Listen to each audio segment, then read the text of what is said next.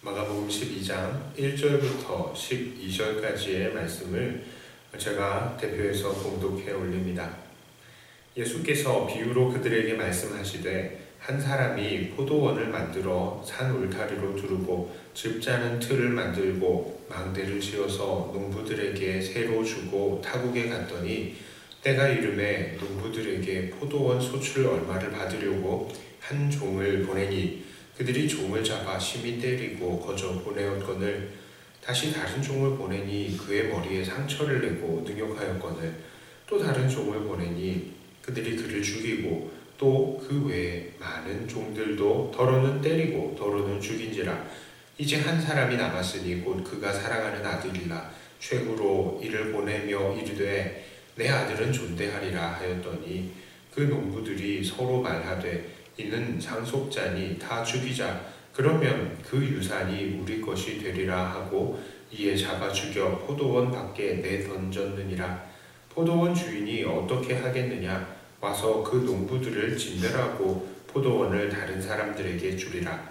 너희가 성경에 건축자들이 버린 돌이 모퉁이의 머릿돌이 되었나니 이것은 주로 말미암아 된 것이요 우리 눈에 놀랍도다 함을 읽어보지도 못하였느냐 하시니라.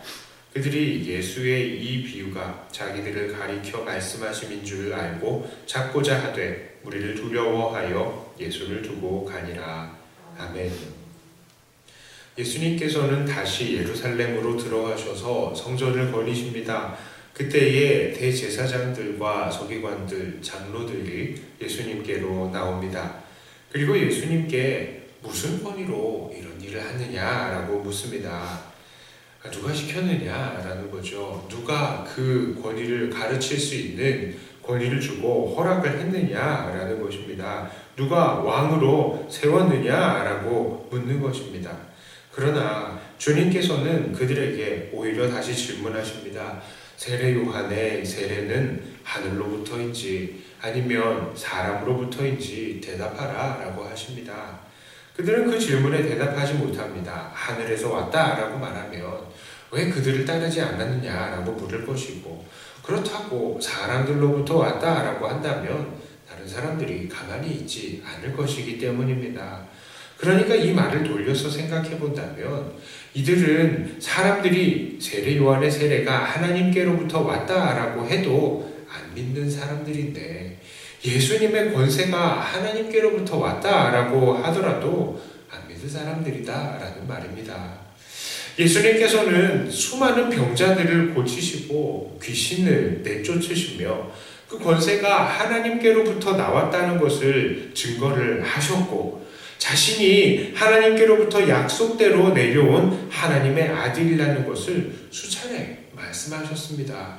그러니 이들 백성의 지도자들은 조금만 관심을 가졌더라면 그것을 제대로 알아보려고 했을 것이고 또 그것들이 모두 예언의 성취인 것을 알고 결국 예수님을 믿었을 것입니다. 그러나 그들은 그렇게 하지 않았습니다. 이들은 그냥 예수님이 믿기 싫었던 것입니다. 그들이 지금 누리고 있는 권세와 영광, 특권이 너무나 좋았던 것입니다.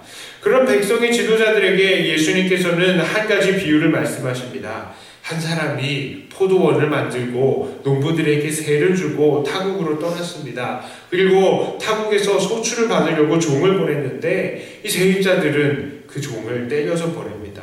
다른 종을 보내니 머리에 상처를 내고 능욕을 합니다. 또 다른 종들을 보내니 이제는 그를 죽입니다. 계속해서 이들은 주인의 종들을 때리고 죽입니다. 이제 주인은 안 되겠다. 이들이 내가 사랑하는 아들은 존대하겠지 하면서 아들을 보냈습니다. 그런데 그들은 이 상속자만 죽이면 이 재산이 모두 우리의 것이 되겠구나 하면서 그 아들을 죽였다라고 합니다.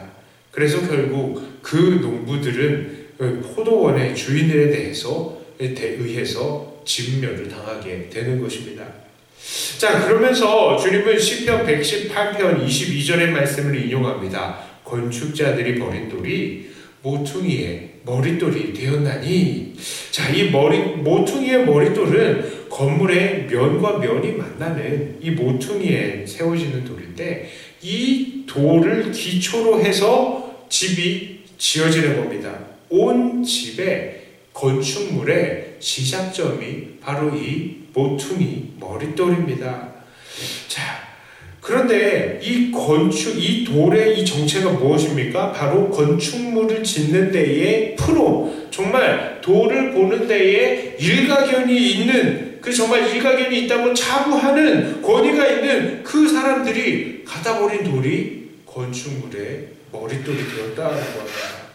이런 말도 안 되는 일이 일어날 것이다 라고 시편에 말씀했는데요. 그런데 정말로 그런 일이 일어나고야 만 것입니다. 이들 제사장들, 서기관들, 장로들, 정말 메시아가 어떠한 분인지 예언된 말씀들을 달달 외운 사람들인데요. 그 율법에 정통한 사람들인데요. 그러나 이들이 메시아이신 예수님의 진정한 가치를 알아보지 못하는 것입니다. 그들은 이미 예수님을 마음속에서 버렸습니다. 그리고 벌써 예수님을 죽이려고 마음을 먹고 있었던 겁니다. 주님은 바로 그 점을 지적하신 것입니다. 너희가 정말로 율법에 정통했냐? 하지만 너희들은 너희의 지혜와 너희의 욕심의 눈에 가리워져서 나를 버리는구나. 너희들이 버린 내가 정말 메시아다라는 것을 말씀하시는 것입니다. 오늘 본문의 이 말씀이 의미하는 바는 아주 명확합니다. 그것은 우리의 교만을 버리고 범사에 주님을 우리의 구주로 인정해야 한다는 것입니다. 우리는 우리의 지혜, 우리의 욕심 버리고 오직 예수님을 우리의 구주로 인정해야 하는 것입니다. 당시에 율법에 정통했던 사람들이 예수님을 메시아로 인정하지 못했던 이유 무엇입니까? 첫째로 그것은 바로 그들의 지혜, 그들의 교만 때문이었습니다. 그들은 나름대로 율법에 정통한 사람들이었습니다. 그러나 그들은 주님을 영접하지 못했습니다. 왜냐하면요, 그들은 내가 알고 있는 율법, 내가 알고 있는 하나님, 이것이 바로 율법의 전부, 하나님의 전부라고 여겼기 때문입니다. 그러니까 그들은 벌써 하나님을 다 안다, 율법을 다 안다 라고 여겼던 것이죠. 그것이 바로 그들의 교만인 것입니다. 또한 두 번째로 그들은 당시 그들이 누렸던 특권과 재산과 사람들의 존경에 대한 욕심 때문에 예수님을 인정하지 못했습니다. 그들이 주님을 메시아로 인정하게 되면요, 그 순간부터 이들은 더 이상 이 백성들의 지도자의 역할을 이어나갈 수가 없게 되는 것입니다. 예수님은 늘 그 사람들에게 너희 외식하는 자들 이렇게 얘기를 하셨잖아요. 독사의 자식들이라고 얘기하셨잖아요. 대적인 겁니다. 이 서기관, 바리새인들, 제사장, 이 장로들, 지도자들이랑 예수님은 대적이었던 거예요. 그러기에 그들이 누리고 있었던 지위 너무나 달콤한 것입니다. 그러니까 이 예수님을 인정할 수가 없었던 것입니다. 오늘 비유 속에서 농부들이 탐을 냈던 주인의 재산과 유산들처럼 이들은 포기하지 못하는 것들이 너무나 많았던 거예요. 그러므로 우리도요, 우리의 교만, 우리의 욕심, 이것들을 내려놓고 우리 예수님을 우리의 삶의 주인이 되시게 해야 하는 것입니다. 우리는 성경을 읽으면서요, 이런 바리새인들, 서기관들, 제사장들, 이 장로들을 욕하고 나무랍니다. 아이고, 정말 어쩌면 이렇게 뻔뻔할 수가 있을까? 정말 어떻게 이렇게 욕심을 부릴 수 있을까? 정말 어떻게 이렇게 고집을 부릴 수 있을까? 하고 말입니다. 하지만요, 그렇게 그들을 나무라는 우리들의 삶은 어떻습니까? 우리들도요, 사실 이런 당시의 유대 지도자들이랑 별반 다를 게 없는 겁니다. 우리도 여전히 내 안에서 내 옛사람이 살아서요, 내가 내 생명의 전문가라도 되는 것처럼 여깁니다. 그리고 모퉁이 돌이신 예수님을 언제든지 내팽개치는 겁니다. 언제든지 내팽개쳐요. 설마 이게 하나님의 뜻이겠어? 아니지. 알고 있어도요, 예수님 잠깐만 눈 좀 감아주세요. 그게 우리의 인생입니다. 자, 우리는 범사에 우리 주님을 인정하시고 매사를 주님을 위해서 살아야 하는데 그렇게 살지를 못하고 있는 겁니다. 내 모든 재물이 주님의 것임을 인정하고 주님을 위해서 사용해야 되는데 여전히 나의 쾌락과 즐거움을 위해서만 돈을 쓰는데 관심이 있죠. 내 모든 것들이 주님의 이 것임을 인정하고 주님을 위해서 사용해야 되는데 여전히 나의 쾌락과 나의 즐거움을 위해서만 돈을 쓰는 데 관심이 있습니다.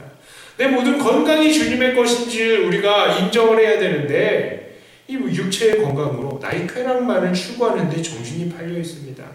내 모든 명성이 주님의 것인 줄을 알고 주님을 위해 이 세상의 부끄러움도 견딜 수 있어야 되는데 우리는 우리의 주님으로 인해서 오는 아주 조그마한 모욕에도 견디지 못하고 나가 떨어지는 것입니다.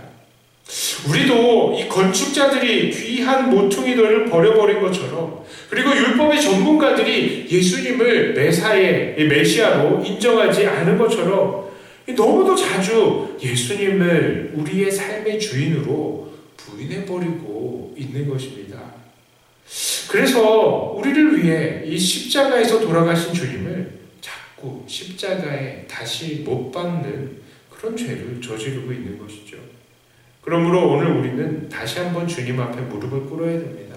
주님, 나의 교만과 나의 욕심으로 주님을 다시 십자가에 못 박는 어리석은 우리가 되지 않게 하여 주시옵소서. 이제는 주님의 멸시천대 십자가를 내가 지고 이 땅에서 주님을 위해서 살며 장차 하늘의 영광과 주님과 함께 참여하는 그 영광에 이 주님과 함께 참여하는 우리가 되게 하여 주시옵소서.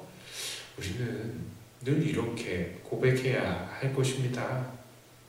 이렇게 오늘도 주님 앞에 나의 지혜와 내 욕심 모두 내려놓고 예수님만 우리의 삶의 주인으로 모셔드리시는 사랑하는 백동교회 성도님들이 다 되시기를 우리 주님의 이름으로 축복합니다. 자, 기도합니다.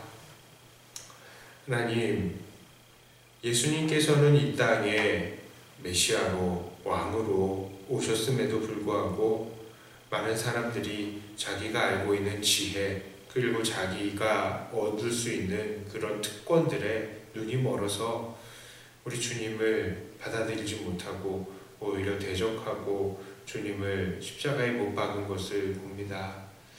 하나님, 주님을 십자가에 못 박게 하는 요소가 바로 우리의 교만과 우리의 욕심이라는 것을 다시 한번 보았습니다.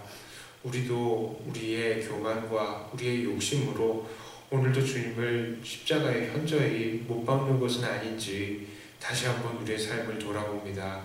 주님, 정말 주님만 우리의 삶의 주인으로 모실 수 있는 우리가 되게 하여 주시고 우리의 이 교만과 욕심은 주님 앞에 모두 내려놓는 우리들이 되게 하여 주시옵소서. 고난주간을 맞으며 우리를 위해서 고난당하신 예수님을 생각하며 다시 우리가 이 주님을 십자가에 못 박지 않는 우리가 되기를 다시 결심하오니 하나님, 오늘 우리를 새롭게 하시고 매일 우리를 새롭게 하여 주셔서 더욱더 주님만 닮아가는 우리들이 되게 하여 주시옵소서. 이 코로나19 이 사태로 인하여서 많은 사람들이 고통을 당하고 있습니다. 하나님, 이 고통당하는 이들에게 은혜를 내려주시고 또한 하나님, 많은 사람들이 이것으로 인해서 이제는 피로감을 느끼고 있습니다. 그러나 하나님, 이 모든 상황 속에서도 주님의 이 고난을 생각하며 묵묵히 이 고난을 이겨나가는 우리들이 되게 하여 주시고 하나님께서 우리나라, 이 민족, 이 기회를 통하여서 더욱더 이 다음 세상을 사모하고 또 그것을 위해서 준비하고 기도하는 그런 나라와 민족이 되게 하여 주시옵소서. 감사를 드리며 우리 주 예수님 이름으로 기도드리옵나이다. 아멘. 하늘에